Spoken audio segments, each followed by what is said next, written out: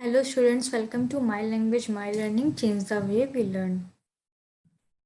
So this is our model 2 of comparing quantities.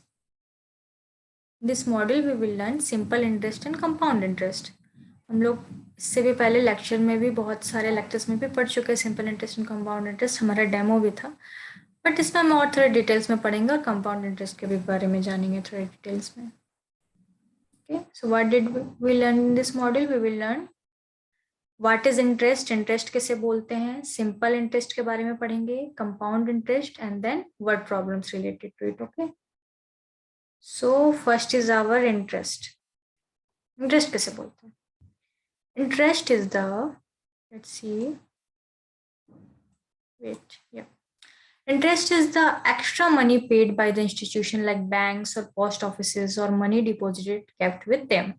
Interest are also paid by people when they borrow money. ठीक है, बहुत बार क्या होता है कि जो लोन्स लेते हैं, लोन लेते हैं या फिर जो नॉन क्रेडिट में भी लोन लेते हैं, उनको कुछ सूद के साथ पैसा लौटाना पड़ता है. वो जो सूद होता है ना, वही आपका क्या हो जाएगा, इंटरेस्ट हो जाएगा.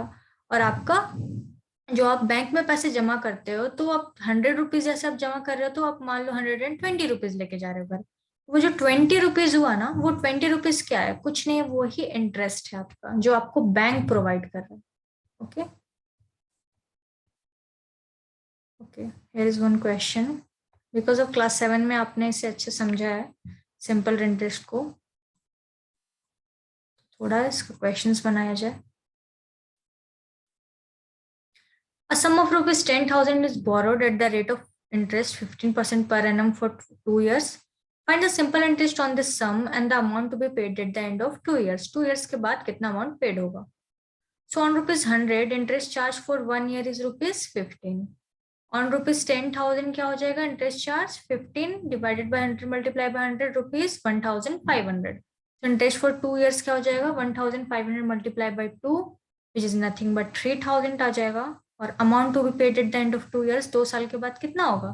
प्रिंसिपल के साथ साथ इंटरेस्ट भी आपका ऐड हो जाएगा, which is 10,000 plus 3,000 which is 13,000 rupees. Okay, so ये आपका टोटल मनी हो जाएगा. ठीक है, इज इक्वल टू रुपीज 13,000. ठीक है. Compound interest. Compound interest or compounding interest is the interest on a loan or deposit calculated based on both the initial principal and the accumulated interest from the previous periods. पिछले जितने भी periods उनके accumulated interest के साथ ही हम निकालते हैं. ठीक है, और initial interest भी देखा जाता है. इसे क्वेश्चन से आपको बहुत बेहतर तरीके से समझ में आएगा कैसे बनाते हैं. A sum of rupees 20,000, 20,000 रुपए क्या होगा, वो बोरो की बाई हीना फॉर 2 years. ठीक है, 2 साल के लिए, at an interest of 8% compounded annually. Find the compound interest, CI निकालना है, and the amount she has to pay at the end of years. ठीक है, लास्ट में कितना एंड ऑफ द ईयर्स में से पे करना पड़ेगा, ये उसका कंपाउंड इंटरेस्ट कैसे निकलेगा. सबसे पहली बात जो आती है वो आती है आपकी simple interest SI for 1 year. Let the principal for first year भी P1 होगा. तो यहाँ पे P1 जो है वो आपका 20,000 है. ठीक है, एसआई एट 8% पर एनम फॉर फर्स्ट ईयर हो जाएगा, वो हो जाएगा 20,000 मल्टीप्लाई बाई 8 डिवाइडेड बाई 100, वो हो जाएगा 1,600. ठीक है, then find the amount which will be paid और रिसीव्ड, जो कि पेड होगा, रिसीव्ड होगा. This becomes principal for the next year, जो कि प्रिंसिपल हो जाएगा नेक्स्ट ईयर के लिए. Amount at the end of first year हो जाएगा प्रिंसिपल प्लस सिंपल इंटरेस्ट पहला ईयर के लिए, हो जाएगा आपको 20,000 प्लस 1,600, जो कि हो जाएगा आपका 21,600. ये प्रिंसिपल हो जाएगा फिर सेकेंड ईयर के लिए. ठीक है ना, फिर इसमें फिर सिंपल इंटरेस्ट कैलकुलेट किया जाएगा. And find the interest on the sum for another year. निकाला गया है एसआई एट 8% पर annum for second year. Second year के लिए क्या हो जाएगा, rupees 21,600 multiply by 8 divided by 100 which is 1728. फिर ऐड होते जाएगा. तो ऐसे आपको करके क्वेश्चंस में निकालना पड़ता है. ठीक है ना, देख सकते हो यहाँ पे amount has to be paid at the end of second year, जो हो जाएगा P2 plus simple interest second year का, which is 21,600 plus 1,728, which is 23,328. तो टोटल इंटरेस्ट कितना हो जाएगा, 1,600 प्लस 1,728, जो कि हो जाएगा 3328. सो Rita asked where the amount would be different for simple interest. ठीक है. The teacher told her to find the interest for 2 years and see for herself. तो देख रही है वो. ठीक है. तो यहाँ पे क्या हो जा रहा है? SI for 2 years, 2000 multiplied by 8, 20,000 multiplied by 8 multiplied by 2 divided by 100, which is 3002 here. Rita said that when compound interest was used, Veena would pay obviously 128 rupees more. इसका मतलब साफ है कि उसे क्या लग रहा है कि उसको 128 रुपए ज्यादा देना पड़ेगा कंपाउंड इंटरेस्ट. ठीक है ना. So these are all NCERT questions. So basically NCERT से क्या हो रहा है कि आपको क्वेश्चंस को एक साथ पकड़ के रखने में, मतलब कॉन्सेप्ट को आप जितना अच्छे से पकड़िएगा उतना अच्छे से आप समझ पाइएगा. ठीक है. बेसिक कॉन्सेप्ट यही है. कंपाउंड इंटरेस्ट में हमेशा से आपको ज्यादा पेमेंट आपको मिलता है, आपको पैसे भी ज्यादा मिलते हैं. क्यों? क्योंकि यहाँ पे आपको जो आपका सिंपल इंटरेस्ट आएगा वो प्रिंसिपल हो जाएगा आपका सेकेंड ईयर के लिए. ठीक है. फिर उस पे आपको ब्याज लगेगा. नहीं, ब्याज पे ब्याज हो रहा है, इसी के लिए तो इसे चक्रवर्ती ब्याज भी बोलते हैं हिंदी में, है ना.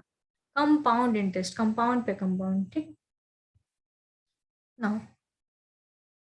अब कुछ फॉर्मूला डिड्यूस करते, क्योंकि ऐसे करते करते आपको अगर 8 ईयर्स के लिए निकालना पड़ जाए तब तो दिक्कत होगा ना. तो वो फॉर्मूला क्या हो जाता है अमाउंट के लिए? अमाउंट के लिए फॉर्मूला हो जाता है amount is equal to P1 plus R/100 to the power n. NT which is आपका नंबर ऑफ ईयर्स जो भी रहेगा. ठीक है ना. In the above expressions, P is the principal amount, R is the rate of interest, and is the frequential number of times the interest is compounded annually, and T is the overall tenure, जो भी पूरे साल के लिए. ठीक है. Now, the formula is used to calculate compound interest CI, principal 1 plus R/100 to the power n minus P. क्यों? क्योंकि अमाउंट निकल गया, अमाउंट में प्रिंसिपल माइनस करेंगे तो CI आपका नहीं निकल जाएगा. वही है, सेम थिंग. जैसे आपको क्वेश्चन में पूछ रहा है फाइंड CI, CI निकालना है paid when sum of rupees 10,000. ठीक है. 10,000 रुपीज का सम है, यहाँ पे आप देख सकते हो.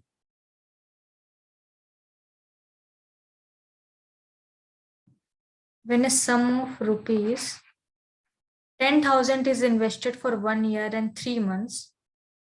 कितने साल के लिए? It 8 whole 1/2% per annum compounded annually. Annually compound कर दिया जा रहा है. तो ये आपका हो जाएगा, आप देख सकते हैं यहाँ पे question. Mayuri first converted the times in years. 1 year 3 months है, करने की कोशिश की उसने. क्या हो जाएगा? 1 साल का तो 1 साल रहेगा. 3 को मंथ्स को डिवाइड करना पड़ेगा 12 से. ये हो जाएगा 1 whole 1/4 years. ठीक है. Mary trying putting the values in the non formula and came up with. ठीक है. इसमें देखी सीखी जो भी की. ठीक है. तो यहाँ पे आपका अमाउंट हो जा रहा है 10,000 में 1 plus 17/200 which is 1 whole 1/4. ठीक है. Now she was stuck. She asked her teacher to how she will find a power which is fractional. Fraction में आ गया ना. Teacher gave her a hint that the amount for the whole part, that is 1 year in this case, and therefore this is the principal should be get the simple interest for 1/4 year more. ठीक है. क्यों? क्योंकि possible नहीं है ना यहाँ पे आपको 1 whole 1/4 years के लिए निकालना. तो सबसे पहले आप क्या करो कि आप सबसे पहले 1 साल के लिए निकालो पूरा. ठीक है. मतलब कि 1 साल के लिए सबसे पहले अमाउंट निकाला हमने 10,000, 1 plus 17/200 निकाला, देखा 10,850 रुपीज आ रहा है. अब क्या करो, सिंपल इंटरेस्ट निकाल दो 1/4 ईयर्स के लिए नेक्स्ट. ठीक है. तो वहां पे आप 10,850 रुपीज का 1/4 ईयर के लिए आप निकाल रहे हो. वो आ जाता है आपका 10,850 multiply by 1/4 multiply by 17 divide by 100 multiply by 2 just 230.56. और इंटरेस्ट फॉर फर्स्ट ईयर हो जाएगा 10,850 माइनस 10,000 की 850 रुपीज हो जाएगा. यहाँ पे आप देख सकते हो rupees 850. And interest for the next 1/4 years हो जाएगा 230.56. देयरफॉर कंपाउंड इंटरेस्ट हो जाएगा 850 प्लस 230.56 जो कि 1,080 हो जाएगा 0.56. ठीक है. ऐसे आप निकालो. क्या करो, कभी भी होल ईयर्स में पार्ट आपका आ रहा है, सबसे पहले आप होल ईयर का जो भी जितने भी साल के लिए आप निकाल रहे हो अमाउंट निकालो, एंड देन नेक्स्ट का जो 1/4 ईयर्स जो भी आपका फ्रैक्शन में आ रहा है आपको उसका सिंपल इंटरेस्ट निकालना है, एंड देन सम को ऐड कर दीजिए, आपका टोटल कंपाउंड इंटरेस्ट आपका निकल जाएगा. ठीक है। Applications क्या क्या होते हैं? There are some situations where we can use the formula for calculation of amount in CI. Here are a few: increase or decrease in population, the growth of a bacteria if the rate of growth is known, पता चले हमें, the value of an item if the price increases or decreases in the intermediate years. ठीक है, एक साल में बढ़ते जा रहे हैं, 1997 में क्या था, 1998 में, 1999 में क्या है, ऐसे बोल रहे हैं। अब एक क्वेश्चन है, the population of a city was 20,000 in the year 1997। ठीक है, 1997 में क्या है, 20,000 पॉपुलेशन है।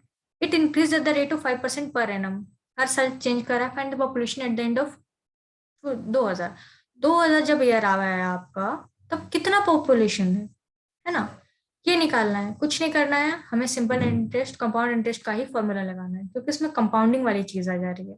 क्या हो जाएगा, 2001 प्लस 5/100 का होल क्यूब, जो कि आ जाएगा आपका पूरा कैलकुलेट करने से 2300, वेट 6 सेकेंड, 23,152.5, और एस्टिमेटेड पॉपुलेशन क्या हो जाएगा, 23,153। ठीक है, 0.5 को हम 3 में कन्वर्ट कर दिए। नेक्स्ट,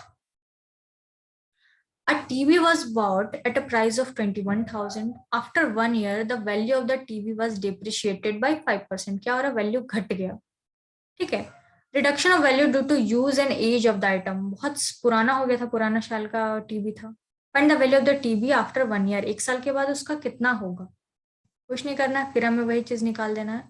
प्रिंसिपल 21,000 हो जाएगा, रिडक्शन हो जाएगा 5% ऑफ 21,000 पर ईयर का हिसाब से, जो कि आ जाएगा आपका 1,050। तो value eight the end of 1 year कितना हो जाएगा, 21,000 में आपका 1,050 आप घटा दो, 19,950 आपका आंसर आ जाएगा।